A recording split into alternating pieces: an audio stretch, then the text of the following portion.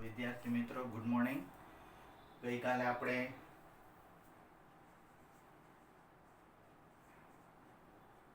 ઉપગણ વિશે ચર્ચા કરી હતી. થોડુંક રિવિઝન કરાવી દો, બરાબર? ફટાફટ જોજો. એ અને બી બે અરિક્ત ગણો છે. જો ગણ એના દરેક સભ્યો ગણ બી માં આવેલા હોય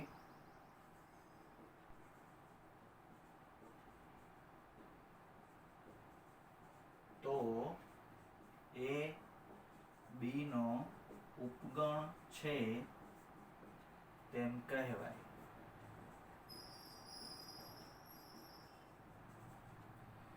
દાખલા તરીકે સંકેત છે એનો એ ઉપગણ બી, એ ઉપગણ બી. હવે જો હું તમને આજે એક એવું ઉદાહરણ સમજાવીશ. જો પેલા હું શું કહેવા માંગુ છું એ તમને ધીમે ધીમે ખબર પડશે. પેલા એક ઉદાહરણથી સમજીએ. એ બરાબર 1 2 3, બી બરાબર 1 2 3 4. તો અહીંયા સ્પષ્ટ છે કે એના દરેક સભ્યો ગણ બી માં આવેલા છે. તો શું લખી શકશું? સ્પષ્ટ છે કે એ ઉપગણ બી છે. પછી મેં કાલે થોડા ગુણધર્મ સમજાવ્યા હતા.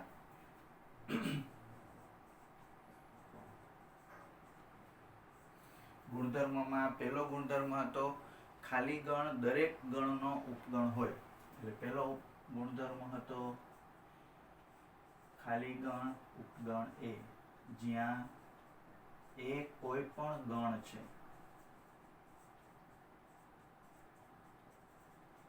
ખાલી ગણ દરેક ગણમાં આવશે. આપણે હવે યાદ રાખવાનું છે. બીજું, એ ઉપગણ એ થાય. દરેક ગણ પોતાનો ઉપગણ થાય, બરાબર? આ યાદ રાખજો. ત્રીજો ગુણધર્મ હતો એ ઉપગણ બી અને બી ઉપગણ સી, તો એ ઉપગણ સી થાય. પરંપરા કહેવાય આને. એ બી ની અંદર આવે છે, બી છે એ સી ની અંદર આવે છે, તો એ કોની અંદર આવશે? સી ની અંદર, બરાબર? એટલે કે જો જામનગર છે એ ગુજરાતમાં છે, ગુજરાત છે એ ભારતમાં છે, તો જામનગર કેમાં આવશે? ભારતમાં. આ ગુણધર્મનું નામ છે ને પરંપરિતતા કહેવાય. પરંપરિતતા. તમને થોડુંક યાદ હોય ને તો 5મા ધોરણમાં આ બધા શબ્દો આવે. આટલું કાલ આપણે ભણ્યા હતા. ફરીથી કહું છું. એ અને બી બે અરિક્ત ગણ છે. ગણ એના દરેક સભ્યો ગણ બી માં આવેલા હોય તો એ છે એ બી નો ઉપગણ છે તેમ કહેવાય. અને જો એક આમાં એડ કરી દો અને બી ને એનો અધિગણ કહે છે. એ બધું એક જ છે, ઊંધું સીધું બોલવાનું ખાલી, બરાબર? 5 નો વર્ગ 25, 25 નો વર્ગમૂળ 5, બધું એક જ થયું. આ ઉદાહરણ સમજી લીધું. ખાલી ગણ દરેક ગણનો ઉપગણ છે. પછી એ ઉપગણ એ થાય, એ સ્પષ્ટ છે. જો એ ઉપગણ બી હોય, બી ઉપગણ સી હોય, તો એ ઉપગણ સી થાય. હવે એક અગત્યની વસ્તુ છે, જોજો. થોડુંક અટપટું છે પણ કઈ ઈઝી છે, અઘરું નથી પણ ઇન્ટરેસ્ટિંગ છે. જો એ બરાબર હું લઉં છું 1, બી બરાબર લઉં છું આવી રીતે લીધું છે. હવે જો આમાં શું થાય ખબર છે? ગણ એ નો સભ્ય એક છે, પણ અહીંયા તો મેં ગણ એ પોતે લખ્યું છે અને બીજી રીતે આમ લખાય.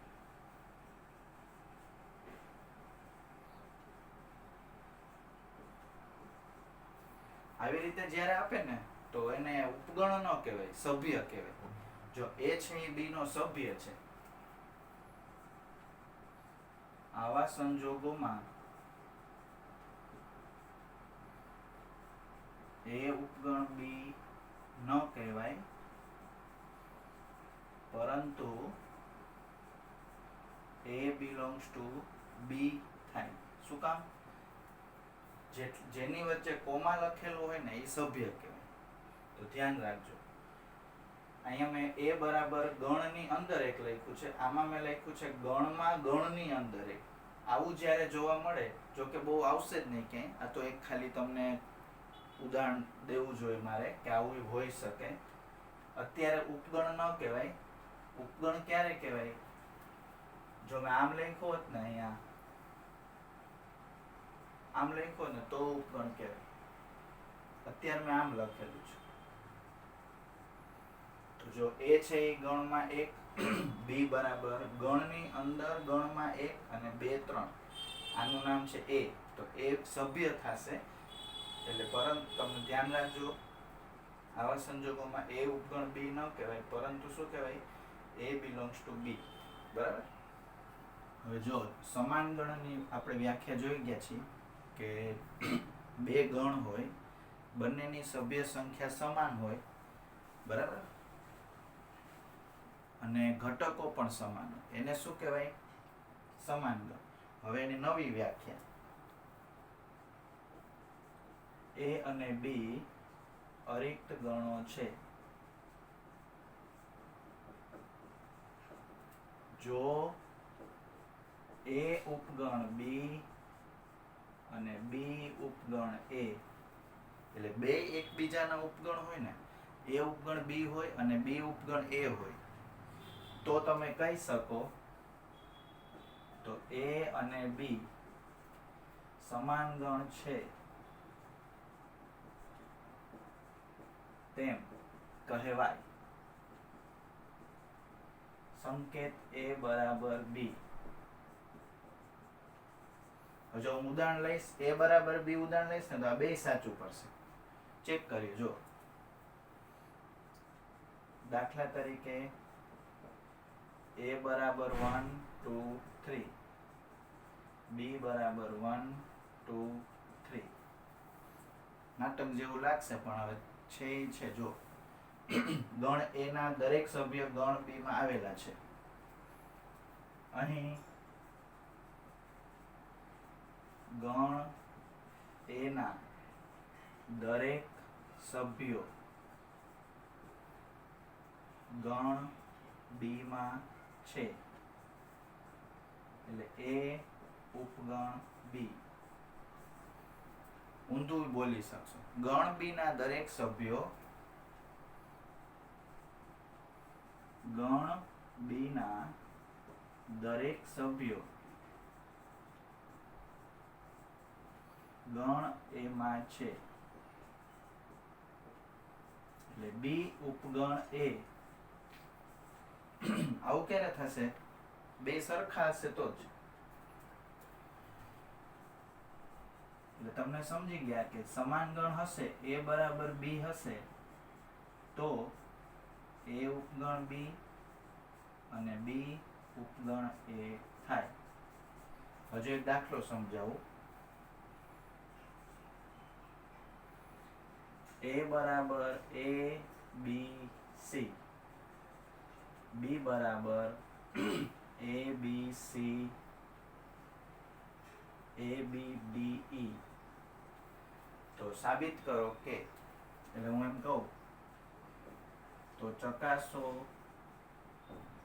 કે એ ઉપગણ નથી બી અને બી ઉપગણ નથી એ. તો એક એવું કંઈક ઉદાહરણ દેખાડી દો કે ભાઈ આમાં હોય ને આમાં ન હોય, આમાં હોય આમાં ન હોય, એવા ઉદાહરણ આપી દો. જો હું પહેલા સી ની વાત કરું. સી એ માં છે પણ બી માં નથી. અહીં સી બિલોંગ્સ ટુ એ છે, પરંતુ C does not belongs to B. એના દરેક સભ્યો બી માં આવેલા નથી, માટે એના દરેક સભ્યો બી માં નથી. મેં તમને કાલે કીધું હતું ગણિતના રૂલ્સ હોય ને એ પૂરેપૂરા ફોલો થવા જોઈએ. તમે કહો સર 3 માંથી 2 આવે છે તો 60 આપણે 66% ઉપગણ ન કહેવાય? એવું ન હોય, બધા આવવા જોઈએ. 3 આવવા જોઈએ. એમાં એક સી નથી આવતો એટલે આપણે શું લખશું? એ ઉપગણ નથી બી.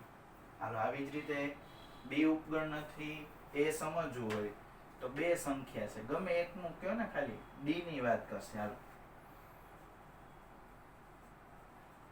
આ જ રીતે ડી belongs to B પરંતુ D does not belongs to A.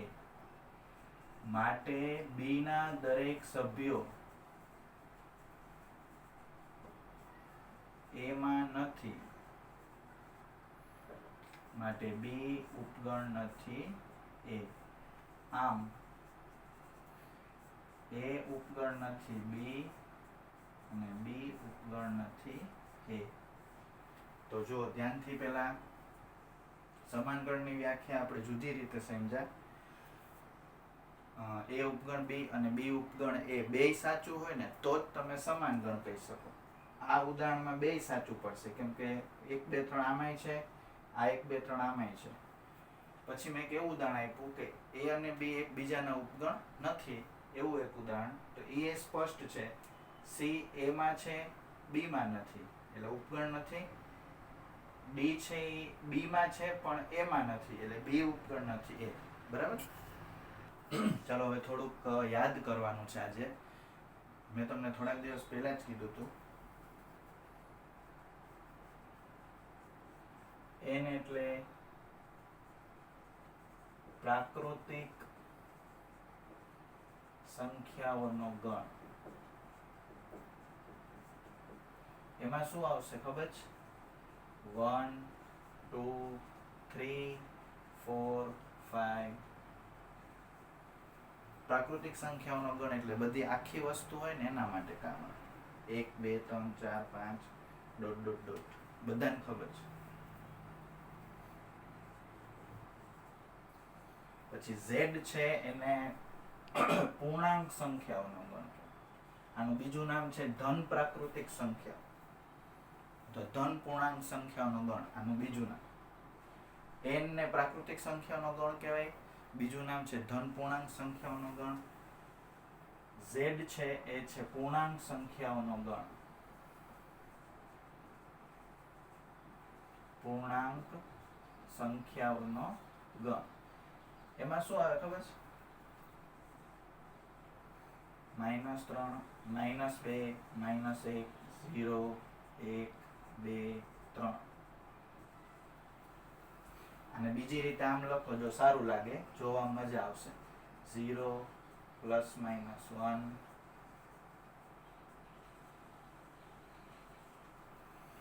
હવે તમે ધ્યાનથી જો 1 2 3 4 5 આમાં આવી જ ગયા છે. 1 2 3 4 5 એ પછી વાત કરશે ડિટેલમાં. n છે એ z માં આવેલો હોય, n ઉપગણ z થાય એ પછી લખશું. પછી q સમય સંખ્યાઓનો ગણ.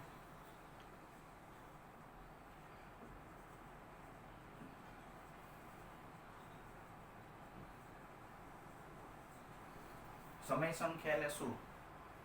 સમય સંખ્યા 2 પ્રકારની હોય. જો હું 3/2 કરીશ તો 1.5 આવશે. 10/3 કરીશ તો 3.3. પછી તમને યાદ હોય તો આમ લખો ને 3.3 કરીને ઉપર ટપકું કરવા. આ સંખ્યા કેવી છે? પોઈન્ટ પછી સ્ટોપ થઈ જાય અથવા પોઈન્ટ પછી આંકડાનું પુનરાવર્તન થાય. તમે ઘણી સંખ્યા જોઈ હશે. જો 5.127 તો 127 જ આવી રાખશે. બરાબર? તો જો પોઈન્ટ પછીની સંખ્યા સ્ટોપ થઈ જાય અથવા પોઈન્ટ પછી આવી રીતે રિપીટ થાય તો એને સમય સંખ્યા કહેવાય. પોઈન્ટની સંખ્યા હોય ને એ 3 પ્રકારની હોય. એક પ્રકાર છે પોઈન્ટ પછી આંકડો સ્ટોપ થઈ જાય. એક પ્રકાર છે પોઈન્ટ પછી સંખ્યા રિપીટ થાય. જો હું ધારો કે બધા અહીંયા ધ્યાન રાખો, કેલ્ક્યુલેટર. જો 3/2 નો જવાબ પોઈન્ટ પછી શું આવશે? 5 સ્ટોપ થઈ જાય, 1.5. 10/3 નો જવાબ આવશે 3.333. હવે હું ગમે એ રીતે આવી સંખ્યા લખું છું. 17/4 શું આવે છે જોઈએ. 17/4 4.25.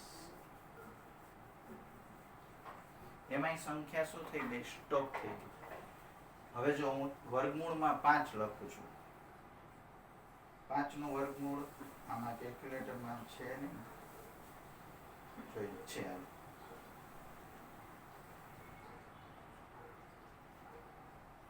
જો આવો જવાબ આવ્યો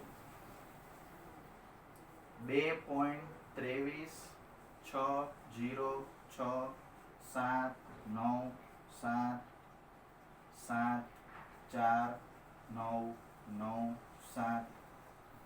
હજુ હું તમને બધો ડિફરન્ટ સમજાવું શું છે.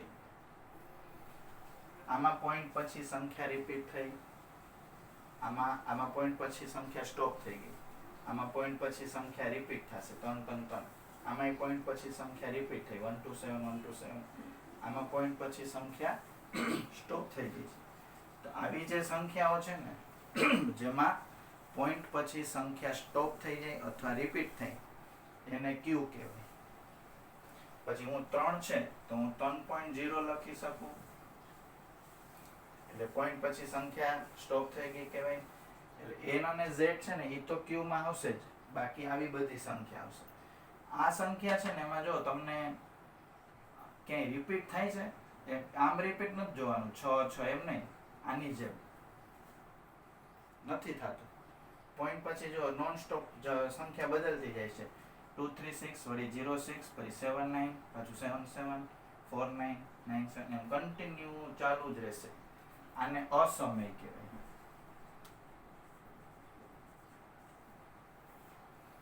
સમજાણું? ફરીથી કહું છું. તો હવે સમય સંખ્યાનો જે ગણ છે ને એ આવી બધી સંખ્યા હશે. p/q, જ્યાં p belongs to z અને q belongs to n. બધું 9મા ધોરણ સુધી તમને આવે જ છે, એમાં મેં કાંઈ નવું નથી કીધું.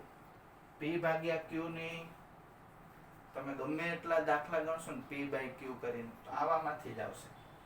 આ સ્ટોપ થઈ જશે. માનો કે મેં 16/4 કર્યું હોત તો 4 આવશે, 15/2 કરું તો 7.5 આવશે, એ બધું આમાં આવશે. પછી 17/4 કરીશ તો પોઈન્ટ પછી સ્ટોપ થઈ જાય, એ બધું આમાં આવશે. પછી પોઈન્ટ પછી આંકડા રિપીટ થાય એવી બધી સંખ્યા ક્યુ માં આવશે. સમજાણું બધાય? જો ફરીથી રિપીટ કરી દઉં, n માં બધી સંખ્યા કેવી આવશે? 1 2 3 4 5 ડોટ ડોટ ડોટ. z માં બધી સંખ્યા કેવી આવશે? પૂર્ણાંક સંખ્યા બધી, એટલે 0 1 -1 2 -2 3 -3. આમ લખો તો સારું લાગે. સમય સંખ્યાનો ગણ એટલે q. q માં બધી સંખ્યા કેવી આવશે? p ના છેદમાં q સ્વરૂપે હોય, અને z માંથી p લેવાનું, n માંથી q લેવાનું, એટલે પોઈન્ટ વાળી સંખ્યા આવશે. પોઈન્ટ પછી સ્ટોપ થઈ જાય અથવા પોઈન્ટ પછીના આંકડા રિપીટ થાય 1 2 3 1 2 3 ગમે તેવું 127 127 એવી રીતે રિપીટ થાય. પછી i ચોથો ગણ, અસમય સંખ્યાઓનો ગણ. જે વર્ગમૂળ 5 આપણે જોયું હતું ને, વર્ગમૂળ 5 માં પોઈન્ટ પછીના આંકડા રિપીટ નહોતા થતા, બદલે રાખતા. રિપીટ થાય એટલે પણ બદલે રાખે, એને કહેવાય અસમય સંખ્યા. √3 તમે ઘરે જો કેલ્ક્યુલેટરમાં ટ્રાય કરજો, √3 √5 √7 √6 આ બધાયના જવાબ છે ને એવા જ આવશે. અને સૌથી મોટો ગણ છેલ્લે એને કહેવાય વાસ્તવિક સંખ્યાઓનો ગણ.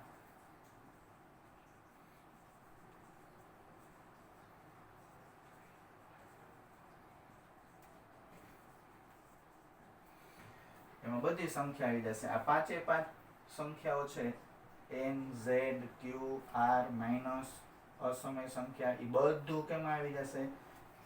r માં. પછી આર ઉપર પ્લસ લખ્યું હોય તો ધન વાસ્તવિક સંખ્યાઓ.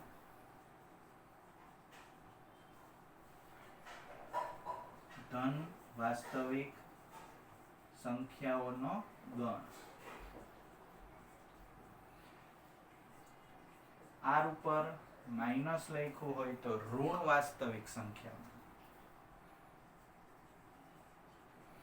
ઋણ વાસ્તવિક સંખ્યાઓનો ગણ.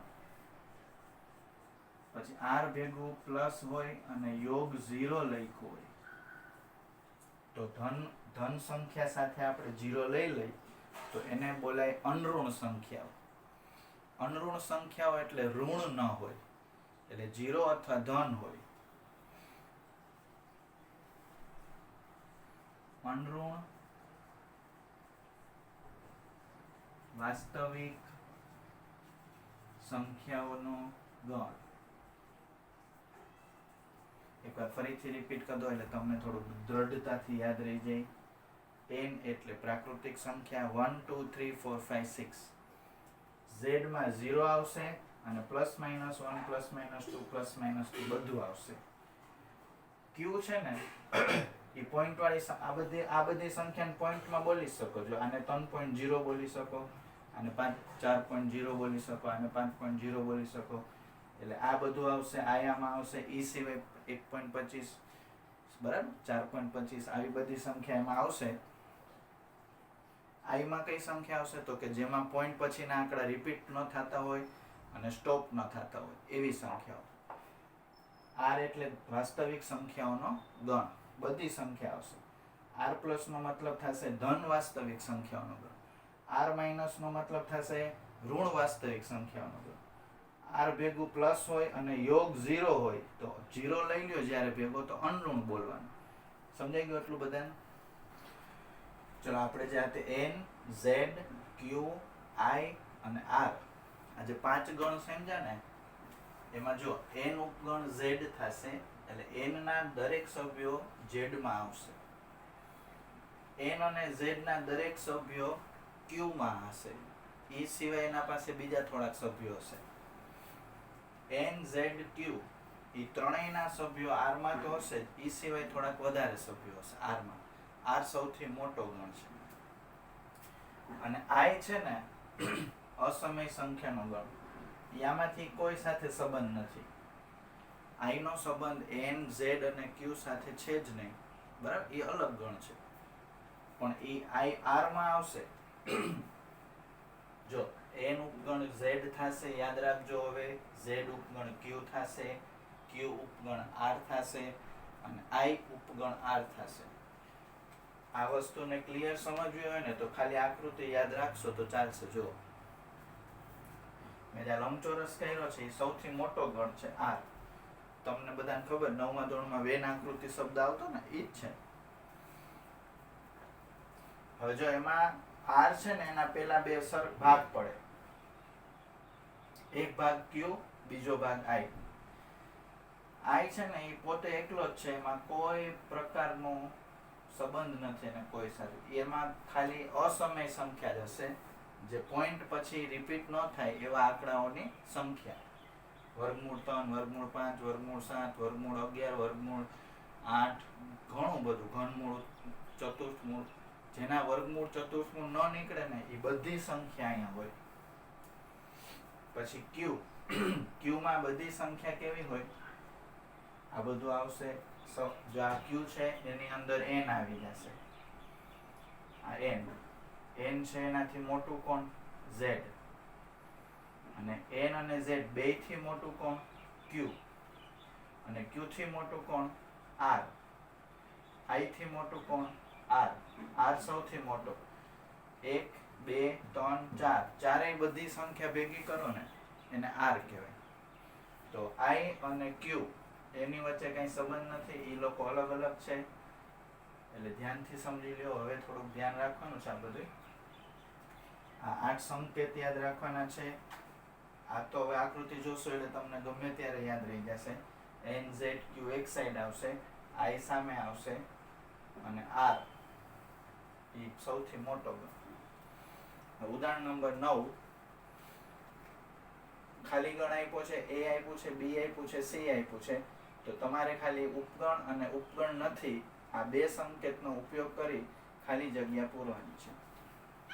તો મેં તમને કાલે જ કીધું હતું, ખાલી ગણ દરેક ગણનો ઉપગણ છે.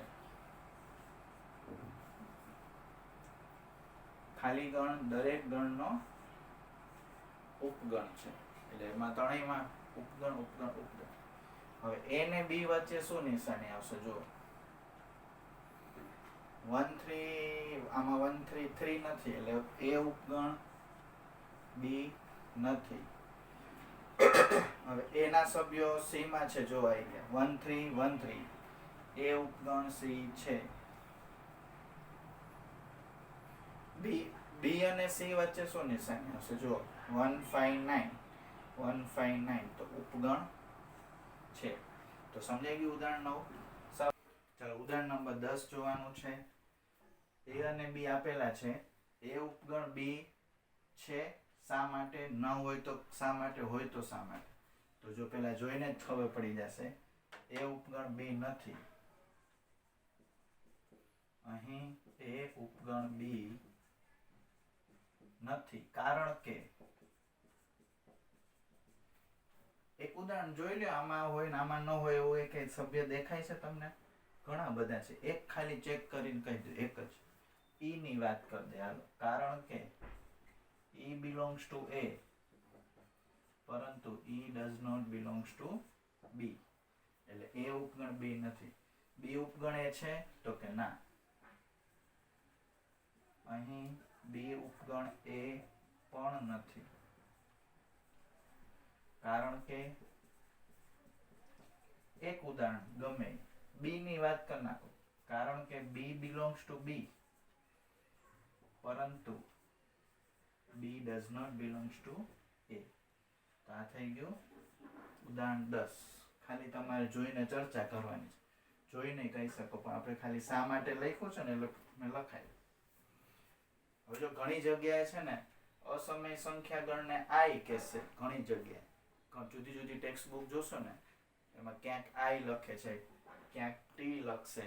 તો આપણે અત્યારે બે સંકેત યાદ રાખશું. હવે થોડી ખાલી જગ્યા પુરાવું છું. ઓલી જે આકૃતિ હમણાં દોરાવી ને એ જો તમને યાદ હોય ને તો બધા જવાબ આપી શકશો. n અને z છે એની વચ્ચે ઉપગણ નિશાની આવશે. z અને q વચ્ચે ઉપગણ. n અને z વચ્ચે ઉપગણ, z અને q વચ્ચે ઉપગણ. હવે q અને t વચ્ચે શું આવશે? ઉપગણ નથી. ઉપગણ નથી. ઉપગણ નથી.